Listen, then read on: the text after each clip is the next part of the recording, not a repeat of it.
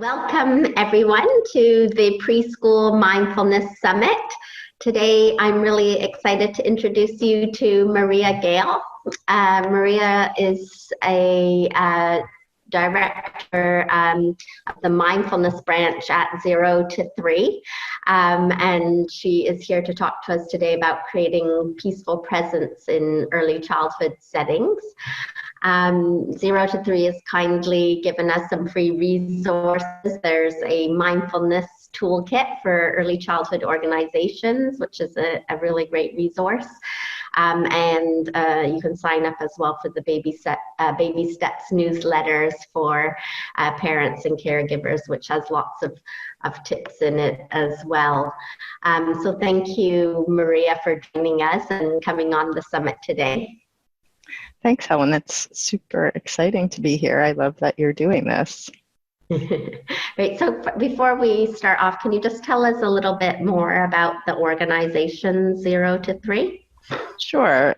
So we're a US-based nonprofit, but we do have some international audience, and our focus is really on ensuring that all babies and toddlers have a strong start in life. So we're really focused on that 0 to 3 period, but obviously our resources and work kind of expands into prenatal and also up really till kids in the US enter the K-12 system. So we have 3 primary audiences. As you mentioned, we develop resources and information directly for parents. Our website has a broad range of resources. We also work with policymakers and advocates to establish policies that support families with young children. And our largest audience are really early childhood professionals. So that's cross-disciplinary, not only preschool teachers and early education providers, but also home visitors and early intervention providers, infant mental health specialists, kind of a wide range. And our mindfulness initiative is fairly new at 0 to 3. It's just about 2 years old. And the aim is really to focus on increasing understanding and use of mindfulness across early childhood settings. Yeah, great. I know that highly recommend everyone to check out the website because it is full of resources that I'm sure the viewers will be very excited about. So tell us what you've discovered about the emergence of mindfulness in early childhood. Sure. Well, obviously, it's an exciting time. I think your summit, again, is a great example of that. And we're really seeing a growing interest in the use of mindfulness approaches across early childhood disciplines. So in preschools and early care settings, as well as other programs. And we're seeing mindfulness really approached and integrated in a variety of ways. And so there are definitely places that are bringing in curricula or specific programs. I know your slate of speakers will be talking about many of those. And also sharing practices in the classroom with children or working with parents on integrating mindfulness. And we're also seeing a trend, I think, with organizations really thinking about the well-being of the workforce. So we know that early care providers, like other fields, experience a high level of stress, especially if they're working with families who are experiencing challenge themselves. And so I definitely see a lot of organizations really being interested in this particular piece. So thinking about supporting their teachers and staff by integrating mindfulness as an approach with them as part of their wellness sometimes. Yeah, it's so important, isn't it? So what do you think is motivating kind of this interest across so many different people and categories in the field? Yeah. So when we started this initiative, we actually surveyed early education providers, and those folks who indicated that they were already using mindfulness in their work, and I think we were at a number of about over 250 folks who responded to the survey indicated they were using mindfulness, and really of those, about 75% indicated that one of the main things that motivated them was experiencing benefits themselves of practice. So they were practicing possibly in their personal life or have the exposure in some way, and they found it really helpful, so they were excited to share it as a resource. And I also think in the early childhood field, the recent kind of proliferation of neuroscience and that focus and understanding on brain development is something that as a field we're already really focused on and tied to, because it's really kind of validated the importance of the early years and investment and attention to caring for children in those earliest years. And so we've already got this kind of hook into the neuroscience and what we're learning. And so that same field is something that's also really demonstrating how mindfulness impacts our brain, how it can change how we're processing and responding to information. And so I think it's, as a field, we already are focusing on the neuroscience. So when we think and learn about how that's also supporting mindfulness practice, we're already kind of a rapt audience, and it's easy to make sense of. Yeah, so true, and I feel the same as so many people. I think most people, it comes from their own experience and wanting to share that with them, with the kids that they work with, which is really wonderful when it comes from that place of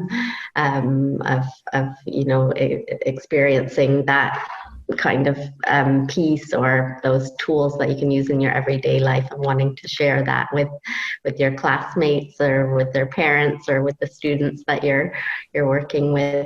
So tell us a little bit about what you see early childhood organizations doing to integrate mindfulness.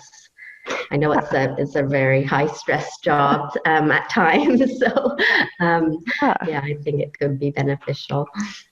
Yes, yeah, and I mentioned a few, and I think there are lots of innovative and creative ways, and that's one of the things I think that when we created the toolkit, we sort of understood, and partly I think because mindfulness is a topic that's maybe a little more emerging in the early childhood field. I think K-12 system is a little farther along, and we're certainly seeing some other systems like healthcare really dig in and do it in a more, I would say, systematic way, where what we've learned thus far in early childhood is that it's very grassroots. Like there's not at this point any particular sort of go-to resources for information.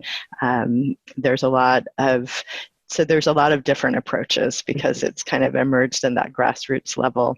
And as I mentioned, I think there are more curricula and programs that are being developed, and some of those are being researched right now. So we'll learn more about their effectiveness and what it's really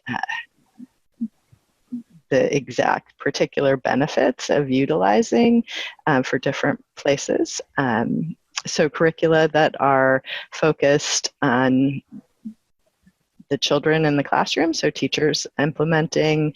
We also are seeing some curricula that are focused more on the adults and staff, so really thinking about the staff well-being and what early childhood providers particularly need.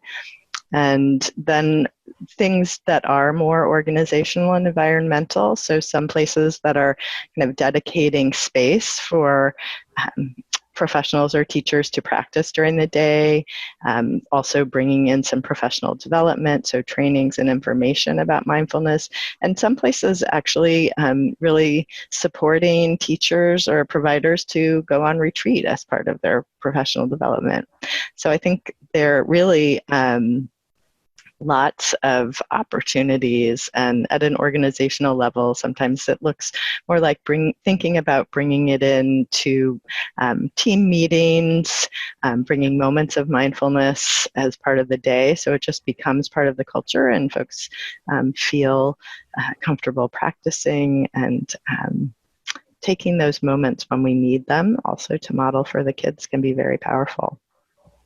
Yeah, definitely. I think everybody just needs to find what works for them, really, and try things out and be curious. So, Maria, tell us a little bit about maybe some tips or ideas for people who are joining us, who are new to this field, and they're quite interested. They've been hearing lots about mindfulness. What would you recommend they do to get started bringing this practice either to themselves or to the children that they work with? Yeah. So I do, just as you mentioned, and especially when we're working with the really young kids, obviously the 0 to 3, it really is about starting with ourselves as adults.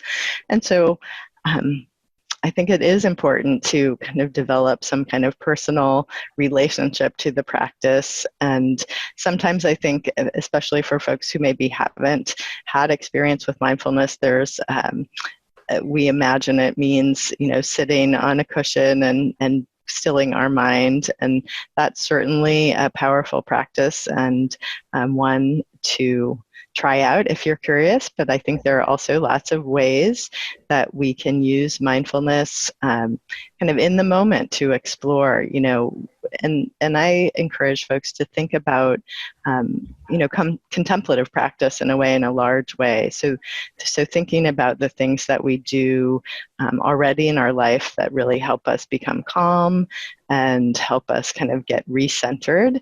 And we know that things like the breath, body-mind movement are really powerful ways to start getting in touch with how we're doing.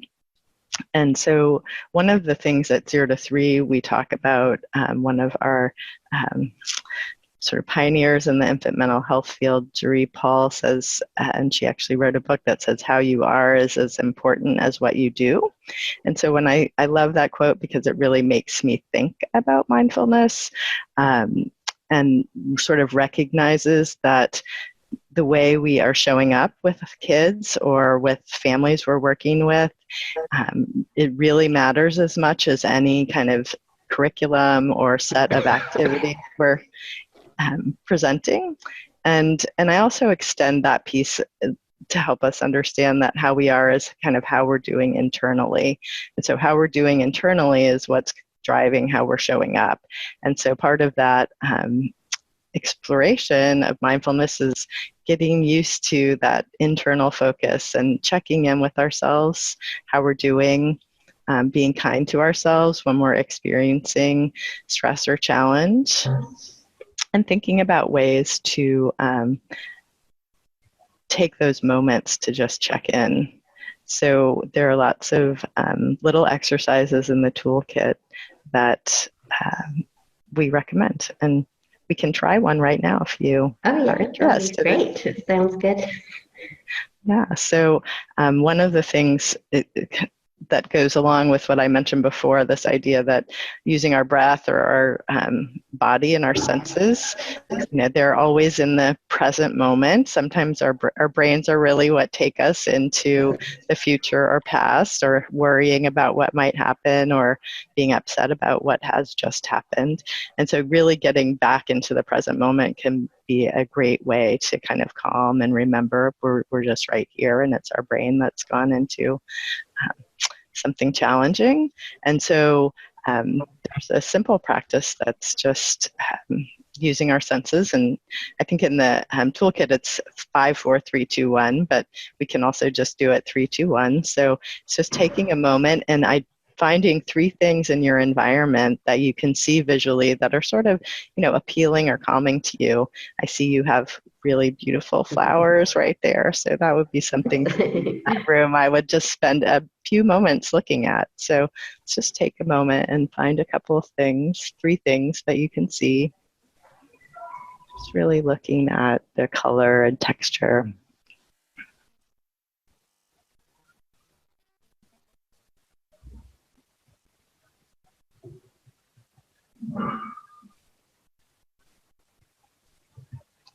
And then tuning into 2 things that you can hear, just paying attention to those sounds for a moment.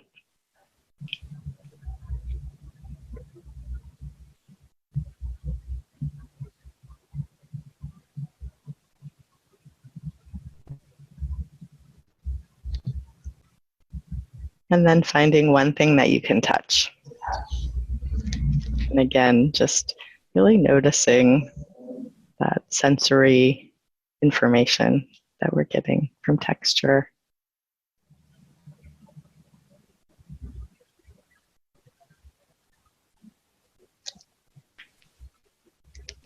So how was that for you? Yeah, very nice. Yeah, it's always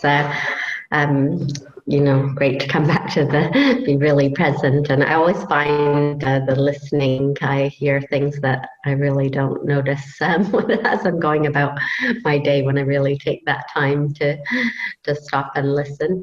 I live in Portugal, so there's a lot of birds, and it's actually really lovely. Really lovely.